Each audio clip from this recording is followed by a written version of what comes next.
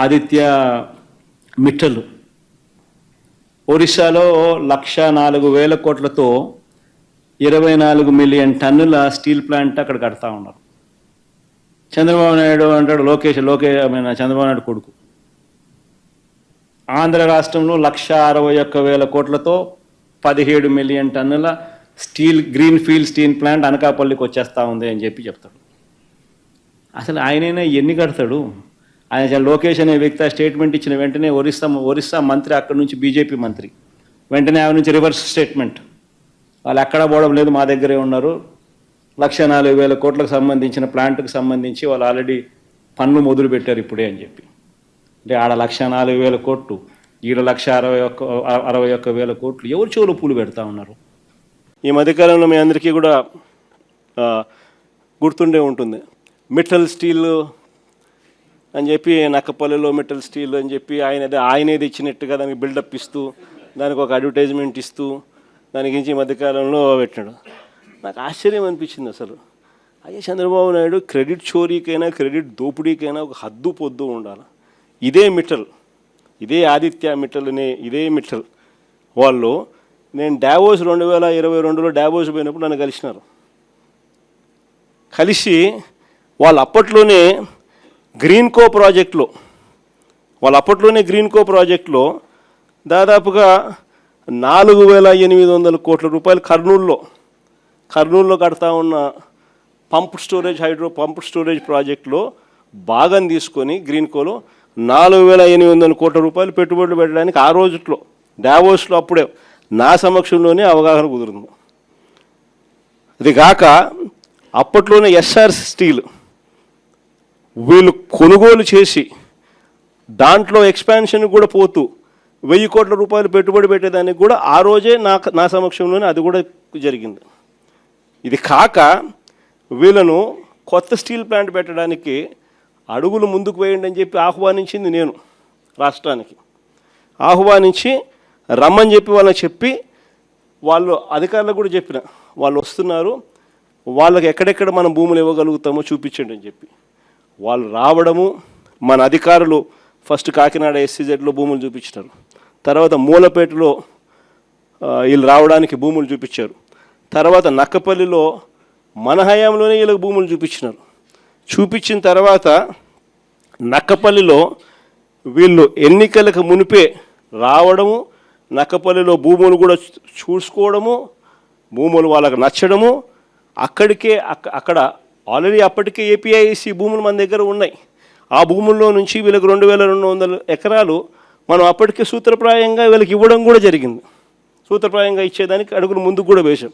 ఈ లోపల ఎన్నికల కోడ్ వచ్చింది. ఇది జరిగింది. ఇక్కడ చూస్తే ఎన్నికలు అయిపోయిన తర్వాత చంద్రబాబు నాయుడు గారు మనం అంత దూరం తీసుకొచ్చిన ప్రక్రియను ముందుకు తీసుకుపోయినాడు. అంతే ఈయన చేసింది. ఓ జూమ్ కాల్ పెట్టుకున్నాడు, మాట్లాడినాడు, అంతే. ఇప్పుడు చూస్తే పేపర్ చూస్తే ఏమనిపిస్తుంది, అసలు మిట్టల్ అనేవాడు చంద్రబాబు నాయుడు సుందర ముఖార విందాన్ని చూసి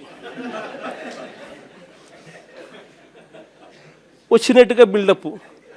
ఆ గూగుల్ కూడా అంతే, అప్పుడు కూడా అంతే. అదాన్ని తీసుకొచ్చింది మనం, గూగుల్ను తీసుకొచ్చింది మనం, ఏదన్నా చూసుకో.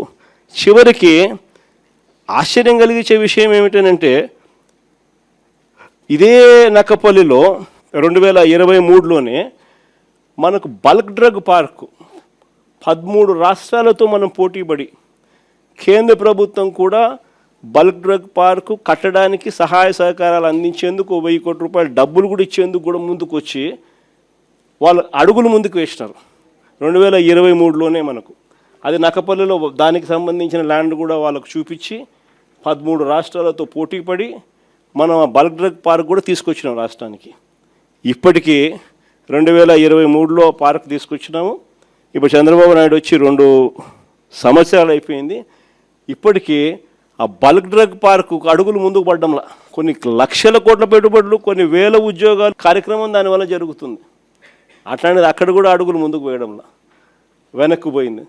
దాన్ని మళ్ళీ కాంప్లికేట్ చేస్తూ అక్కడ ఉన్న ల్యాండ్ సరిపోతుంది, ఆ ల్యాండ్ సరిపోదని చెప్పి ఇంకా ఎక్కువ ల్యాండ్ కావాలని చెప్పి ఇంకా అడుగులు ముందుకు వేసినారు.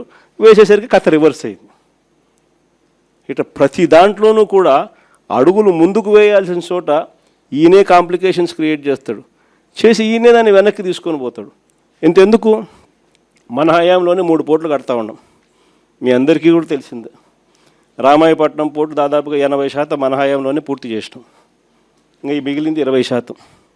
మూలపేటలో మన హయాంలోనే పోర్టు 30% పూర్తి చేసినాం.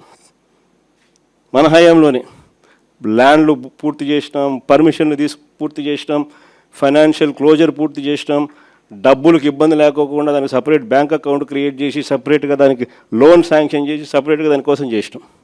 మూలపేట అయినా, రామాయపట్నం పోర్ట్ అయినా, లేదా మచిలీపట్నం పోర్ట్ అయినా, మచిలీపట్నం కూడా 30% పూర్తి అయిపోయింది మన హయాంలోనే. ఈ రోజుకి 2 ఏళ్ళు అయిపోయింది.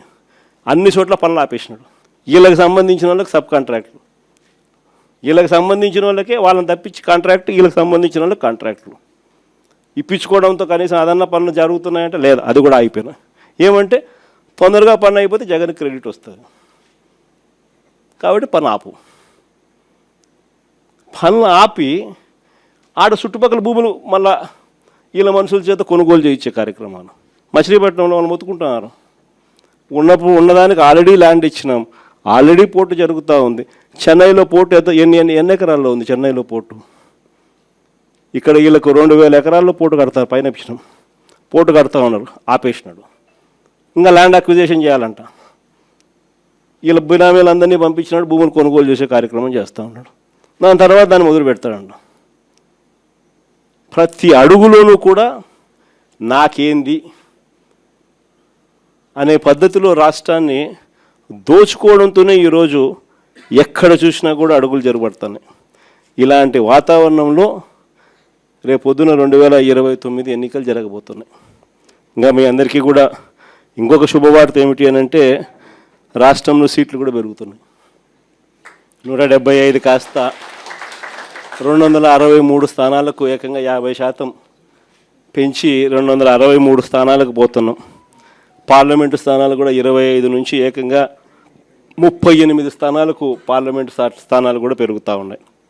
ఎస్సీ ఎస్టీ రిజర్వ్డ్ సీట్లు కూడా 50% పెరుగుతున్నాయి.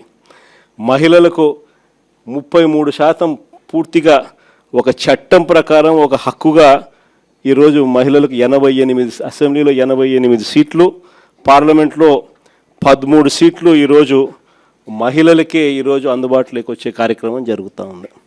ఇది నిజంగా మహిళా అభ్యున్నతికి మనము ఆ టైంలో మన గవర్నమెంట్ ఉన్నప్పుడు మనం ఏకంగా చట్టం చేసి 50% రిజర్వేషన్లు మహిళలకు లోకల్ బాడీస్లోను, మహిళలకు నామినేటెడ్ పదవుల్లోనూ, మహిళలకు నామినేషన్ మీద ఇచ్చే కాంట్రాక్టుల్లోనూ, టెంపుల్ కమిటీస్లోనూ మహిళలకు ఏకంగా చట్టం చేసి 50% మనం రిజర్వేషన్లు కల్పించిన దానికి ఒక అడుగు ముందుకు వేస్తూ మహిళలకు 33% రిజర్వేషన్స్ ఇస్తూ ఏకంగా ఈరోజు 2029లో మహిళలకు మరిన్ని సీట్లు, మరింత ఎంపవర్మెంటు మహిళలకు కూడా జరగబోతా ఉంది.